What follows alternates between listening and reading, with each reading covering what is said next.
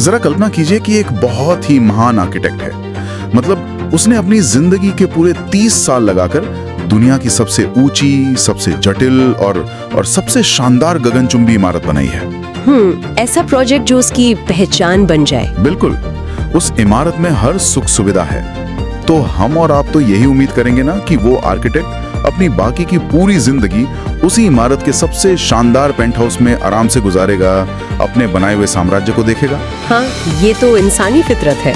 मतलब जब आप एकदम शिखर पर पहुंच जाते हैं तो आप वहीं ठहरना चाहते हैं। वो सफलता का एक चरम बिंदु होता है जहां से आपको बस राज करना होता है। सही कहा। लेकिन कहानी में ट्विस्ट यही आता है। एक दिन अचानक पता चलता है कि वो आर्किटेक्ट चुपचाप अपना वो पेंट हाउस बेच रहा है। अरे हाँ, वो अपना सामान बांट रहा है और अब उसकी नजर किसी दूसरी जमीन या किसी नई इमारत पर नहीं है, बल्कि सीधी आसमान, तारों और जीवन के बुनियादी नियमों को बदलने पर है।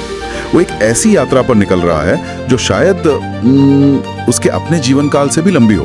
बाप रे, इस तरह का कदम ये साफ कर देता है कि वो गगनचुंबी इमारत अब उसका अंतिम लक्ष्य रही ही नहीं। मतलब वो इमारत, वो सफलता अब सिर्फ एक इंजन बन गई है। एक इंजन। हाँ, एक ऐसा इंजन जो किसी बहुत ही विशाल, अकल्पनीय और शायद मानव सभ्यता को पूरी तरह से बदल देने वाले सपने को ईंधन दे रहा है। और आज की हमारी इस गहरी चर्चा का मकसद भी यही है। हम इसी अकल्पनीय सपने की परतें खोलने जा रहे हैं, क्योंकि जब आप द टाइम्स ऑफ इंडिया की ताजा वित्तीय रिपोर्ट्स देखते हैं या फ्लोरिडा ऑनलाइन जर्नल्स की वो डीप डाइव रिसर्च पढ़ते हैं और साथ में थॉमस नेट के व्यावसायिक डेटा को जोड़ते हैं, तो एक बहुत ही हैरान करने वाली तस्वीर उभरती है। बिल्कुल, एक बहुत ही साफ तस्वीर। और इसके केंद्र में एक ही व्यक्ति है, जेफ बेजोस। खबर यह है कि अमेज़न जैसी इतनी विशाल कंपनी के संस्थापक की अपनी ही बनाई कंपनी में हिस्सेदारी घटकर अब केवल 9% रह गई है। सिर्फ 9%? हाँ, तो आज हमारा लक्ष्य सिर्फ ई कॉमर्स के आंकड़ों का विश्लेषण करना नहीं है। हमें यह समझना है कि बेजोस अमेज़न से अपना पैसा निकालकर आखिर कौन सा नया साम्राज्य बना रहे हैं। मतलब ये कहानी अब किताबें या ग्रोसरी बेचने की नहीं है। बिल्कुल नहीं। ये अंतरिक्ष में बस्तियां बसाने, कृत्रिम बुद्धिमत्ता या एआई के जरिए भौतिक दुनिया को कंट्रोल करने, इंसान की उम्र बढ़ाने और यहाँ तक कि मीडिया के जरिए समाज की सोच को आकार देने का एक मास्टर प्लान है। देखिए, अगर आप सिर्फ एक आध हेडलाइन पढ़ेंगे तो लगेगा कि एक अरबपति बस अलग अलग जगह पैसे इन्वेस्ट कर रहा है। कभी रॉकेट में पैसा लगा दिया, कभी कोई अखबार खरीद लिया, कभी किसी मेडिकल स्टार्टअप में चले गए। हाँ, अक्सर ऐसे ही लगता है कि बस पैसे डाबा सिफाई कर रहे हैं, है ना? लेकिन जब हम इन सभी बिखरे हुए टुकड़ों को जोड़ते हैं तो एक बहुत ही स्पष्ट और गहरी कड़ी नजर आती है। ये महज निवेश नहीं है, ये एक इंसान द्वारा मानव सभ्यता के भविष्य का पूरा ब्लूप्रिंट तैयार करने की कोशिश है। तो चलिए इस ब्लूप्रिंट को समझने के लिए सबसे पहले उसी गगनचुंबी इमारत की बात करते हैं, यानी अमेज़न। हाँ, जो उनका सबसे बड़ा इंजन है। बिल्कुल। अक्टूबर 2025 की जो ताजा फाइलिंग सामने आई है, उसके अनुसार बेजोस ने भारी मात्रा में अपने शेयर बेचे हैं। अब उनके पास अमेज़न की सिर्फ 9% हिस्सेदारी बची है, जो कि करीब 664 मिलियन शेयर्स होते हैं, अगर मैं सही हूँ तो। हाँ, बिल्कुल सही। और ये सिलसिला यहाँ रुकने वाला नहीं है। मई 2026 तक वो 25 मिलियन शेयर और बेचने की तैयारी में है। थॉमस सैयद के डेटा पर नजर डालें तो समझ आता है कि अमेज़न अब 1994 के उस गैराज वाला ऑनलाइन बुक स्टोर नहीं रहा। नहीं, अब तो वो एक बहुत बड़ा इकोसिस्टम है। बिल्कुल, इसने $13.7 बिलियन में होल फूड्स को खरीदा, $8.5 बिलियन में MGM स्टूडियोज, $970 मिलियन में ट्विच और $3.9 बिलियन में वन मेडिकल जैसी कंपनियों को खरीदा है। मतलब ग्रोसरी मार्केट में अकेले होल फूड्स के जरिए उनकी 5.6% हिस्सेदारी हो चुकी है। हमारी जिंदगी के हर हिस्से में उनकी पहुंच है। वही तो, ये साम्राज्य हमारे रोजमर्रा के जीवन के हर हिस्से में घुस चुका है। तो मेरा सवाल यह है कि जब अमेज़न एक इतनी भयंकर पैसे छापने वाली मशीन बन चुका है, तो बेजोस अपनी ही बनाई इस दुनिया से धीरे धीरे बाहर क्यों निकल रहे हैं? इसका सीधा सा जवाब उनके रेग्रेट मिनिमाइजेशन फ्रेमवर्क में छिपा है। Regret minimization framework? ये क्या है? मतलब वो ये सोचते हैं कि जब वो 80 साल के होंगे तो वो इस बात का पछतावा नहीं करना चाहेंगे कि उन्होंने भविष्य की सबसे बड़ी क्रांतियों में हिस्सा नहीं लिया। अच्छा। याद है 1990 के दशक में उन्होंने इंटरनेट की शुरुआत को देखकर वॉल स्ट्रीट की अपनी एक बहुत सुरक्षित और शानदार नौकरी छोड़ दी थी। हाँ, वो तो काफी मशहूर कहानी है। बिल्कुल। तो आज Amazon उनके लिए वो सुरक्षित जगह बन चुका है। वो Amazon को अब एक कैश काउ के रूप में देख रहे हैं। मतलब सिर्फ पैसे निकालने का जरिया। हाँ, Amazon एक सेट सिस्टम है, ये अपने आप चलता है और लगातार अरबों डॉलर पैदा कर रहा है। बेजोस उस पैसे का इस्तेमाल उन तकनीकों को फंड करने के लिए कर रहे हैं जो शायद अगले 10 या 20 सालों तक कोई मुनाफा ना दें। बाप रे। लेकिन जो आने वाली कई सदियों तक ये तय करेंगी कि इंसानियत किस दिशा में जाएगी। तो वो अरबों डॉलर का ये जो विशाल कैश फ्लो है, वो असल में जा कहाँ रहा है? ये हमें उनके सबसे ताजा और मुझे लगता है सबसे कम समझे गए वेंचर की ओर ले जाता है। आप प्रोजेक्ट प्रोमीथियस की बात कर रहे हैं ना? हाँ बिल्कुल, प्रोजेक्ट प्रोमीथियस। हमारे स्रोतों के अनुसार नवंबर 2025 में बेजोस ने पूर्व गूगल एग्जीक्यूटिव विक बजाज के साथ मिलकर इस कंपनी की शुरुआत की। और इस प्रोजेक्ट ने शुरुआती फंडिंग में 6.2 बिलियन डॉलर जुटा लिए हैं। लेकिन यहाँ मेरे दिमाग में एक बहुत बड़ा सवाल आता है। क्या बेजोस कृत्रिम बुद्धिमत्ता या एआई की इस रेस में बहुत ज्यादा लेट नहीं हो गए? मतलब हम हर दिन नए चैटबॉट्स और लार्ज लैंग्वेज मॉडल्स के बारे में सुनते हैं। हाँ, ओपन एआई और गूगल जैसी कंपनियां तो हैं ही। वही तो, बाकी बड़ी टेक कंपनियां तो सालों से इस क्षेत्र में राज कर रही हैं। बेजोस अब आकर इस भीड़ में नया क्या कर लेंगे? देखिए, यहाँ एक बहुत बड़ा भ्रम है जिसे दूर करना जरूरी है।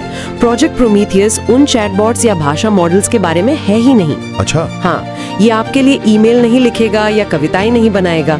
ये डिजिटल एआई नहीं है। यहाँ बेजोस का पूरा फोकस फिजिकल दुनिया यानी भौतिक दुनिया के लिए एआई बनाने पर है। भौतिक दुनिया के लिए एआई। थोड़ा इसे आसान भाषा में समझाइए, इसका असल में मतलब क्या होता है? हाँ, मैं समझाती हूँ। देखिए, जो एआई हम आज इस्तेमाल करते हैं वो इंटरनेट पर मौजूद टेक्स्ट, किताबों और लेखों से सीखता है। वो बस शब्दों की भविष्यवाणी करता है। टेक्स्ट को समझता है। बिल्कुल। लेकिन प्रोजेक्ट प्रोमीथियस का एआई इंटरनेट के आर्टिकल्स नहीं पढ़ रहा है। वो इंजीनियरिंग, एरोस्पेस, ऑटोमोटिव और कारखानों की मशीनों से आ रहे रियल टाइम डेटा से सीख रहा है। ओहो, मतलब सीधे मशीनों से? हाँ, जरा कल्पना कीजिए कि एक रॉकेट इंजन का टेस्ट चल रहा है। उस इंजन पर लगे हजारों सेंसर्स ये डेटा दे रहे हैं कि 3000 डिग्री तापमान पर धातु के अंदर कैसा तनाव पैदा हो रहा है, या हवा का दबाव कैसे बदल रहा है, या मशीन में कहाँ हल्का सा वाइब्रेशन हो रहा है। ये एआई भाषा की ग्रामर नहीं सीख रहा है। तो फिर क्या सीख रहा है? ये भौतिकी के नियम सीख रहा है, फिजिक्स सीख रहा है। वाह, तो इसका मतलब ये एआई सिर्फ स्क्रीन तक सीमित नहीं रहेगा, ये असल दुनिया में फैसले लेगा। बिल्कुल। लेकिन ये काम कैसे करता है? मतलब एक मशीन को भौतिकी के नियम सिखाकर आप हासिल क्या करना चाहते हैं? इसका सबसे बड़ा उपयोग किसी भी मशीनरी या डिजाइन को ऑप्टिमाइज करने में है। अच्छा, कैसे? जैसे अगर आप एक रॉकेट बना रहे हैं तो इंसानी इंजीनियरों को महीनों लग जाते हैं ये तय करने में कि किस धातु की मोटाई कितनी होनी चाहिए ताकि वो फटे नहीं और हल्की भी रहे। हाँ, जाहिर है बहुत कैलकुलेशंस होती होंगी। प्रोमेथियस का एआई उस रॉकेट का एक डिजिटल ट्विन बना लेता है। Digital twin? हाँ, एक वर्चुअल कॉपी, और उसे लाखों बार वर्चुअली उड़ाकर देख सकता है और तुरंत बता सकता है कि डिजाइन में कहाँ बदलाव करने से रॉकेट 10% ज्यादा वजन उठा सकेगा। बेजोस एआई को कंप्यूटर स्क्रीन से निकालकर असली दुनिया के कारखानों और अंतरिक्षयानों के निर्माण में डालना चाहते हैं। कमाल है। अब जाके कड़ियां जुड़ रही हैं। मतलब बेजोस ये फिजिकल एआई सिर्फ शौक के लिए या कार कंपनियों को बेचने के लिए नहीं बना रहे हैं। एकदम सही। उसे जल्दी हासिल नहीं किया जा सकता। उन्हें इस एआई की जरूरत है अपने रॉकेट्स बनाने के लिए। बिल्कुल, और ये हमें सीधे उनके जीवन के सबसे बड़े सपने की ओर ले जाता है, ब्लू ओरिजिन और अंतरिक्ष की दौड़। फ्लोरिडा ऑनलाइन जर्नल्स के शोध में इस पर बहुत विस्तार से बात की गई है। हाँ, बहुत अच्छी रिपोर्ट है वो। आपको पता है, बेजोस ने साल 2000 में ही ब्लू ओरिजिन की स्थापना कर दी थी। इस कंपनी का एक लैटिन मोटो है, ग्राडातिम फेरोसिटे, जिसका अर्थ है कदम दर कदम खूंखार तरीके से। हाँ, स्टेप बाय स्टेप फेरोशियसली। और पता है, ये मोटो सिर्फ एक नारा नहीं है, ये उनकी पूरी बिजनेस स्ट्रैटेजी है। बिल्कुल। और अगर हम इसकी तुलना एलन मस्क के स्पेसएक्स से करें तो ये एकदम कछुए और खरगोश की कहानी जैसी लगती है। हाँ, वो रेस वाली कहानी। स्पेसएक्स वो खरगोश है जो बहुत तेजी से आगे बढ़ रहा है। उनका फैल्कन 9 हर दूसरे दिन लॉन्च हो रहा है। वे रॉकेट्स को एक्सप्लोड होने देते हैं ताकि वो गलतियों से जल्दी सीख सकें। उनका तरीका काफी आक्रामक है ना?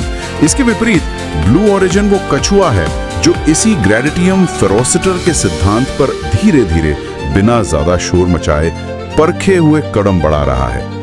लेकिन अब वो कछुआ भी रेस में अपनी ताकत दिखा रहा है। बिल्कुल दिखा रहा है। 16 जनवरी 2025 को उनके भारी रॉकेट न्यू ग्लेन ने पहली बार सफलतापूर्वक कक्षा में प्रवेश किया। ऑर्बिट में पहुंच गया। बहुत बड़ी उपलब्धि थी वो। और इसके अलावा नासा ने 2029 में अपने आर्टेमिस 5 मिशन के लिए ब्लू ओरिजिन के साथ $3.4 बिलियन का अनुबंध किया है, जिसके तहत उनका ब्लू मून लैंडर एस्ट्रोनॉट्स को चंद्रमा पर ले जाएगा। देखिए, ये न्यू ग्लेन रॉकेट का सफल होना एक बहुत बड़ा गेम चेंजर है और इसकी तकनीक को गहराई से समझना बहुत जरूरी है। तो इसमें ऐसा क्या खास है? इसके पहले चरण में 7 B4 इंजन लगे हैं, लेकिन सबसे दिलचस्प बात यह है कि ये इंजन लिक्विफाइड नेचुरल गैस यानी मीथेन और लिक्विड ऑक्सीजन पर चलते हैं। मीथेन ही क्यों? मतलब पारंपरिक रॉकेट फ्यूल में क्या खराबी थी? पारंपरिक रॉकेट फ्यूल जैसे केरोसिन जब जलता है ना, तो वो इंजन के अंदर बहुत सारा कार्बन या कालिक छोड़ देता है। अच्छा, धुएं का अवशेष। हाँ, इसे तकनीकी भाषा में कोकिंग कहते हैं। अगर आपको रॉकेट को दोबारा इस्तेमाल करना है तो आपको उस पूरे इंजन को खोलकर साफ करना पड़ता है। उसमें तो बहुत समय और पैसा लगता होगा। बहुत ज्यादा। लेकिन मीथेन बहुत ही साफ तरीके से जलता है, वो कोई कालिक नहीं छोड़ता। अरे वाह! इसका मतलब है कि न्यू ग्लेन रॉकेट जमीन पर वापस आएगा, उसमें दोबारा मीथेन भरी जाएगी और वो कुछ ही दिनों में अगली उड़ान के लिए तैयार हो जाएगा। ये अंतरिक्ष यात्रा की लागत को चमत्कारिक रूप से कम कर देगा। क्या बात है। और बेजोस का लक्ष्य सिर्फ सस्ते रॉकेट बनाना नहीं है, वो पूरा बुनियादी ढांचा बना रहे हैं। मतलब इंफ्रास्ट्रक्चर। हाँ। अमेज़न का अपना प्रोजेक्ट कूपर है, जो हजारों सैटेलाइट्स का एक इंटरनेट नेटवर्क है। उन सैटेलाइट्स को लॉन्च करने का सबसे बड़ा कॉन्ट्रैक्ट भी ब्लू ओरिजिन के न्यू ग्लेन को ही मिला है। सब आपस में जुड़ा हुआ है। बिल्कुल। और बात सिर्फ चांद तक सीमित नहीं है। ब्लू ओरिजिन ऑर्बिटल रीफ नाम का एक कमर्शियल स्पेस स्टेशन भी बना रहा है। Orbital reef? हाँ। 2030 के आसपास जब मौजूदा अंतर्राष्ट्रीय अंतरिक्ष स्टेशन रिटायर हो जाएगा, तब ऑर्बिटल रीफ अंतरिक्ष में एक तरह से बिजनेस पार्क की तरह काम करेगा, जहां रिसर्चर्स और प्राइवेट कंपनियां जा सकेंगी। मतलब बेजोस चांद पर झंडा गाड़कर वापस आने की दौड़ में नहीं है, वे अंतरिक्ष में इंसानों के रहने, काम करने और व्यापार करने के लिए एक स्थायी हाईवे बना रहे हैं। पर देखिए, यहाँ एक बहुत बड़ी समस्या खड़ी होती है जिस पे लोग अक्सर ध्यान नहीं देते। कौन सी समस्या? अंतरिक्ष में बुनियादी ढांचा बनाना, स्पेस स्टेशन बनाना और इंसानी कॉलोनियां बसाना, ये 1-2 दशक का काम नहीं है। इसमें सदियां लग सकती हैं। एक स्थायी इकोसिस्टम रातों रात नहीं बनता। ये बात तो है।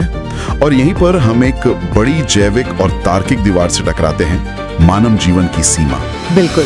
इंसान की उम्र औसतन 70-80 साल होती है। अगर आप सदियों के प्रोजेक्ट्स बना रहे हैं, तो इस भविष्य को अपनी आंखों से देखने के लिए इंसानों को, और जाहिर है खुद जेफ बेजोस को, बहुत लंबे समय तक जीवित रहना होगा। सही कहा। ये सोच हमें इस पूरी चर्चा के सबसे रहस्यमय, मतलब एकदम साइंस फिक्शन जैसे लगने वाले और हैरान करने वाले हिस्से की ओर ले जाती है, Altos labs.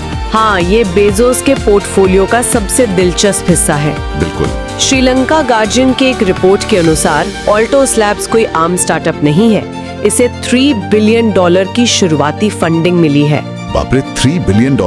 Anti ageing cream बनाना या योगा के जरिए कुछ साल उम्र बढ़ाना नहीं है। इनके वैज्ञानिक सेल्यूलर लेवल पर काम कर रहे हैं, ताकि इंसान की उम्र को सीधे 50 साल तक बढ़ाया जा सके। 50 साल? ये कोई छोटी बात नहीं है। लेकिन ये काम कैसे करता है? मतलब रिपोर्ट में यमानाका फैक्टर्स और सेल एनीलिंग जैसे भारी भरकम शब्दों का जिक्र है। अगर हम इसे आसान भाषा में समझें, तो ये उम्र बढ़ाने का प्रोसेस असल में हो कैसे रहा है? इसे समझने के लिए हमें पहले ये जानना होगा कि हम बूढ़े क्यों होते हैं। बताइए। उम्र बढ़ने के साथ हमारे शरीर में एक प्रक्रिया होती है जिसे मेसेनकाइमल ड्रिफ्ट कहा जाता है। Mesenchymal drift? हाँ, इसे एक फैक्ट्री के उदाहरण से समझते हैं। जब फैक्ट्री नई होती है तो हर वर्कर को अपना काम पता होता है। बिल्कुल। दिल की कोशिकाएं दिल का काम करती हैं, त्वचा की कोशिकाएं त्वचा का। बिल्कुल।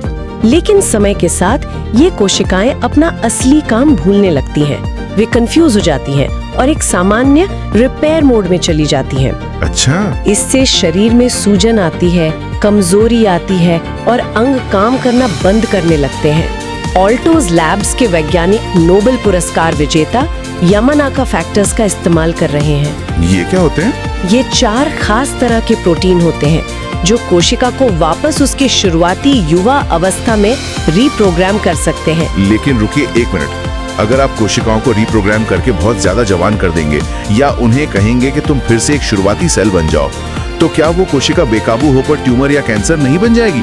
हाँ, ये इस पूरे विज्ञान का सबसे बड़ा और खतरनाक पहलू है। वही तो। अगर कोशिका अपनी पहचान पूरी तरह खो दे तो वो कैंसर बन जाती है और यहीं पर ऑल्टोज लैब्स की सबसे बड़ी तकनीक सामने आती है जिसे सेल एनीलिंग कहते हैं। अच्छा, सेल एनीलिंग। और यहीं पर एआई का बहुत बड़ा रोल है। अरे यहाँ भी एआई? बिल्कुल, वैज्ञानिक एआई की मदद से एक ऐसा एकदम सटीक सुरक्षित रास्ता खोज रहे हैं जहां कोशिका का जैविक समय तो पीछे चला जाए, यानी वो फिर से जवान और ऊर्जावान हो जाए, लेकिन वह अपना विशेष काम न भूले। मतलब दिल की कोशिका जवान हो जाए लेकिन रहे दिल की कोशिका ही। ये एआई के जरिए लाखों बार सिमुलेट किया जाता है। कमाल है। इसका नजरिया किसी एक बीमारी जैसे कैंसर या हार्ट अटैक को ठीक करने का नहीं है। ये पूरे शरीर को अंदर से फैक्ट्री रीसेट करने की कोशिश है। फैक्ट्री रीसेट, ये बहुत ही शक्तिशाली उदाहरण है। तो आप शरीर के सॉफ्टवेयर को रिबूट कर रहे हैं। एकदम सही। और बेजोस का ये सदियों आगे का विजन सिर्फ उनके बायोटेक निवेश तक सीमित नहीं है। विकिपीडिया के बेजोस एक्सपेडिशंस पेज पर उनके एक बहुत ही प्रतीकात्मक और अजीब निवेश का जिक्र है। 10,000 साल चलने वाली घड़ी। हाँ, clock of the long now.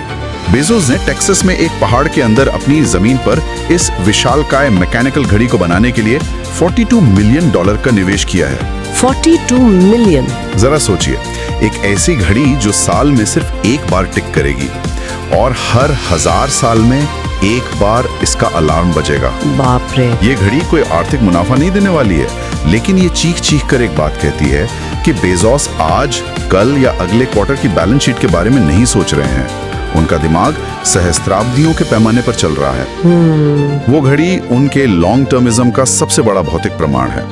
जब आप अंतरिक्ष में कॉलोनियां बसाने, 50 साल उम्र बढ़ाने और फिजिकल एआई बनाने के बारे में सोच रहे हो, तो जाहिर है आपको समय को देखने का अपना नजरिया पूरी तरह से बदलना ही पड़ता है। बिल्कुल, लेकिन जब कोई व्यक्ति इतनी दूर भविष्य की 10,000 साल आगे की योजना बना रहा हो, तो क्या वो वर्तमान को, आज की दुनिया को नजरअंदाज कर रहा है? ये एक बहुत वाजिब सवाल है। स्रोतों का गहराई से विश्लेषण करने पर पता चलता है कि ऐसा बिल्कुल नहीं है। बेजोस आज के समाज, नीतियों और मीडिया को भी पूरी ताकत से आकार दे रहे हैं। और यहाँ द वॉशिंगटन पोस्ट का हालिया घटनाक्रम बहुत कुछ बयान करता है। हाँ, वो विवाद 2013 में बेजोस ने $250 मिलियन में द वॉशिंगटन पोस्ट को खरीदा था।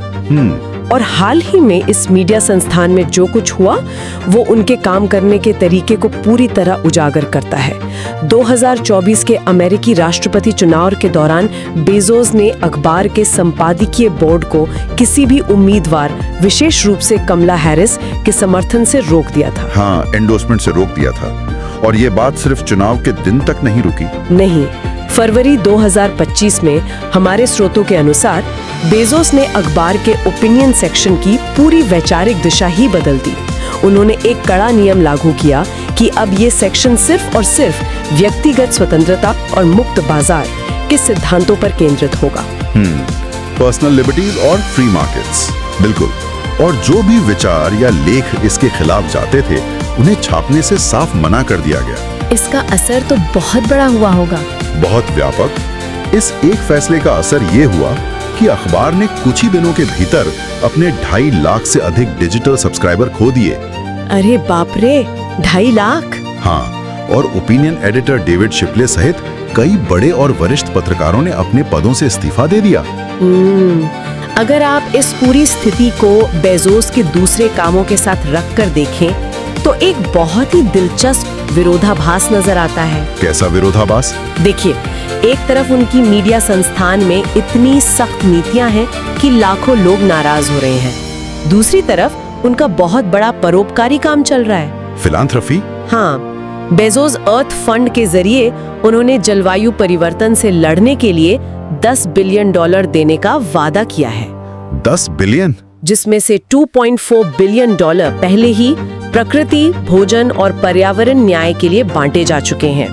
और डे वन फैमिलीज फंड के जरिए वो बेघर लोगों की मदद कर रहे हैं, जिसके तहत 2022 में ही $123 मिलियन दान किए गए थे। तो ये विरोधाभास हमें बेजोस के नेतृत्व के बारे में क्या बताता है? मतलब एक तरफ पर्यावरण को बचाने के लिए अरबों डॉलर का ऐसा दान जो कई सरकारों के बजट से भी बड़ा है, और दूसरी तरफ एक अखबार के भीतर एक तरफा फैसलों से वैचारिक नियंत्रण जिसकी कीमत लाखों सब्सक्राइबर्स का नुकसान है। मुझे लगता है ये विरोधाभास असल में विरोधाभास है ही नहीं। अच्छा, ये उनके पूर्ण नियंत्रण और डेटा आधारित फैसलों के बुनियादी सिद्धांत का ही हिस्सा है। Data driven decisions. हाँ, बेजोस एक ऐसे व्यक्ति हैं जो हर उस चीज को मापना और नियंत्रित करना चाहते हैं जिससे वे जुड़ते हैं, चाहे वो अमेज़न के वेयरहाउस में काम करने वाले कर्मचारियों की उत्पादकता हो, ब्लू ओरिजिन के रॉकेट इंजन का तापमान हो, कोशिकाओं की जैविक उम्र हो, या फिर एक प्रमुख मीडिया संस्थान की वैचारिक दिशा। उन्हें हर चीज पर कंट्रोल चाहिए। बिल्कुल। उन्हें विवादों से या शॉर्ट टर्म नुकसान से कोई डर नहीं लगता। वॉशिंगटन पोस्ट का घटनाक्रम ये दिखाता है कि वो अपनी दृष्टि और अपने सिद्धांतों के अनुसार समाज को ढालना चाहते हैं, और इसके लिए वो कोई भी कीमत चुकाने को तैयार हैं। वो अपनी शर्तों पर दुनिया को चला रहे हैं। तो अगर हम आज की इस पूरी गहरी चर्चा के धागों को एक साथ समेटे, हमने शुरुआत की थी एक ऐसे इंसान से जिसने एक छोटे से ऑनलाइन बुक स्टोर से शुरुआत की। बिल्कुल। और धीरे धीरे पूरी दुनिया के रिटेल और क्लाउड कंप्यूटिंग को बदलकर अमेज़न जैसा विशाल साम्राज्य खड़ा कर दिया। बिल्कुल। फिर उसने अपने उस पेंटहाउस से पैसा निकालना शुरू किया, वो 9% हिस्सेदारी, और वे अरबों डॉलर अब कहां जा रहे हैं? वे जा रहे हैं प्रोजेक्ट प्रोमीथियस के जरिए भौतिक दुनिया को समझने वाला AI बनाने में। हाँ। वे जा रहे हैं ब्लू ओरिजिन के न्यू ग्लेन रॉकेट और ऑर्बिटल रीफ के जरिए अंतरिक्ष में एक स्थायी बुनियादी ढांचा स्थापित करने में। और वे जा रहे हैं ऑल्टोज लैब्स के जरिए कोशिकाओं का फैक्ट्री रीसेट करके इंसान की मौत को चुनौती देने में। और इन सब दूरदर्शी योजनाओं के समानांतर वो वॉशिंगटन पोस्ट और अपने विशालकाय अर्थ फंड के जरिए आज की दुनिया की नीतियों, अर्थशास्त्र और पर्यावरण को भी सीधा निर्देशित कर रहे हैं। ये कोई बिखरा हुआ इन्वेस्टमेंट नहीं है, ये एक बहुत ही सुविचारित, कसा हुआ और विशाल आर्किटेक्चर है। अमेज़न की सफलता तो सिर्फ उनके लिए एक लॉन्च पैड थी, असल यात्रा तो अब शुरू हुई है। और इस पूरी तस्वीर को सामने रखने के बाद स्रोतों के इसी विश्लेषण से एक ऐसा गहरा सवाल उपजता है जिस पर जरा सोचने वाली बात है। चर्चा की शुरुआत में हमने उस आर्किटेक्ट की बात की थी जो गगनचुंबी इमारत छोड़कर सितारों की ओर देख रहा है। हाँ। आज जब निजी व्यक्ति और अरबपतियों की विशाल निगम ऐसी बुनियादी संरचनाएं बना रहे हैं जो देशों और सरकारों से भी अधिक समय तक टिक सकती हैं, चाहे वो अंतरिक्ष में स्थापित होने वाले स्पेस स्टेशन हो, हमारी जैविक उम्र को 50 साल तक बढ़ाने वाली तकनीक हो, या जमीन के अंदर 10,000 साल तक बिना रुके चलने वाली घड़ियों, तो क्या भविष्य में मानव सभ्यता की दिशा लोकतांत्रिक सरकारें और जनता तय करेगी, या फिर ये विशाल असीमित संसाधनों वाले निजी निगम? जब एक व्यक्ति का विजन पूरी मानव जाति के भविष्य का बुनियादी ढांचा तैयार करने लगे, तो नियंत्रण आखिर किसके हाथ में रहता है? ये सच में सोचने वाली बात है।